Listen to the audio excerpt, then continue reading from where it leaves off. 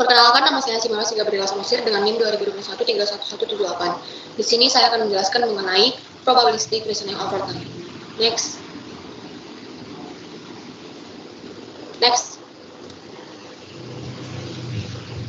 Di sini saya akan mengambil kutipan yang diungkapkan oleh Stuart Russell dan Peter Novick, yaitu in which we try to interpret the present, understand the past, and perhaps predict the future, even when very little is crystal clear.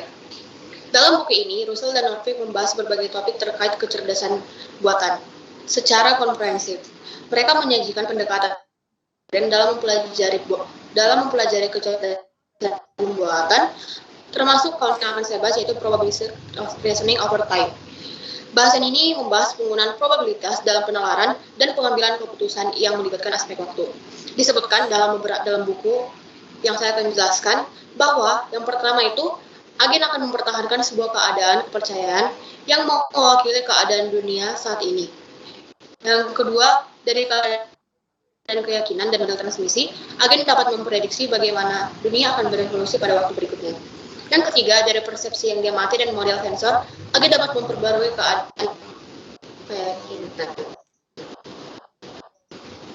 Nah, namun dijelaskan juga bahwa dunia yang baru untuk setiap aspek keadaan dunia pada setiap waktu. Yang berarti dalam konteks ini, model transmisi dan model sensor dapat memiliki ketidakpastian atau tidak pasti.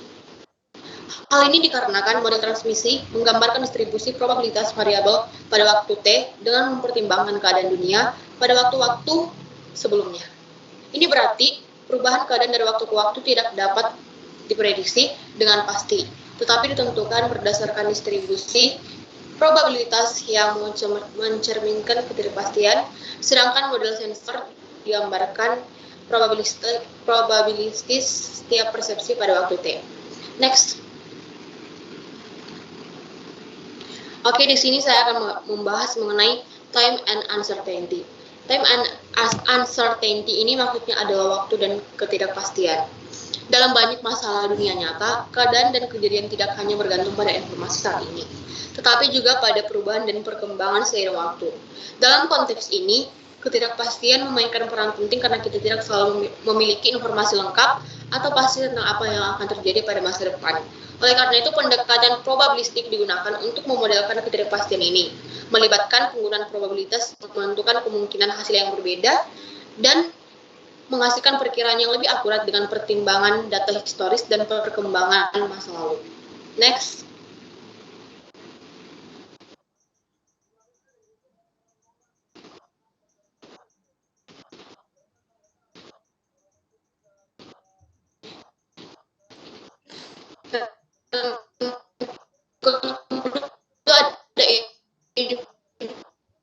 Ada inference. Yang ketiga smoothing, yang keempat adalah most likely explanation. Next.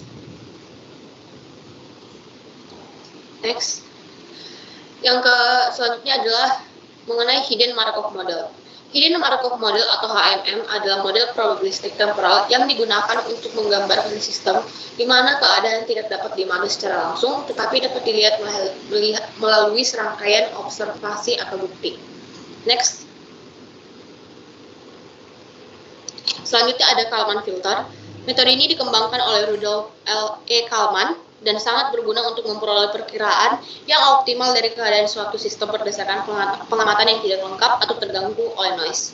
Fungsi utama dari Kalman filter adalah memperkirakan keadaan sistem secara iteratif dengan memperbarui perkiraan berdasarkan pengamatan yang baru. Filter ini menggabungkan dua komponen utama yaitu prediction dan pembaruan. Next. Selanjutnya ada Dynamic Bayesian Network. Nah, DBN ini adalah suatu model probabilistik yang digunakan untuk mempresentasikan hubungan antara variabel-variabel dalam suatu domain yang berubah seiring waktu. DBN merupakan ekstensi dari Bayesian Network atau BN yang dapat mengatasi masalah perubahan dalam data. Next. Selanjutnya adalah summary atau ringkasan. Nah, di sini saya memberikan ringkasan mengenai materi yang sudah saya jelaskan di atas.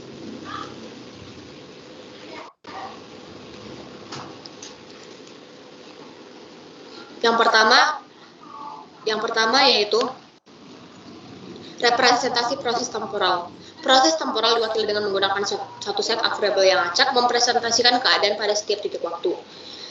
Model representasi tersebut dirancang untuk memenuhi sifat Markov, di mana masa depan tidak tergantung pada masa lalu jika keadaan saat ini diketahui. Asumsi bahwa prosesnya homogen terhadap waktu menyederhanakan representasi.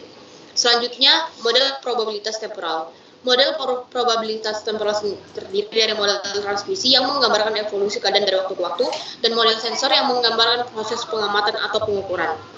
Selanjutnya ada kelompok model temporal, yaitu model Markov tersembunyi, filter Kalman, dan jaringan Bayesian dominan.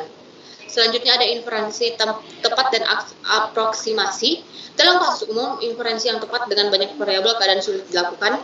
Algoritma penyaringan partikel dan varian-varian lainnya adalah algoritma aproksimasi yang efektif dalam menangani inferensi dalam model temporal yang kompleks. Dalam praktiknya, algoritma penyaringan partikel dan varian-varian lainnya menjadi pilihan yang umum dan efektif untuk melakukan inferensi aproksimatif dan model temporal. Oke, sekian presentasi dari saya. Maaf jika ada salah pengucapan kata ataupun kalimat. Demikian perhatiannya saya ucapkan terima kasih.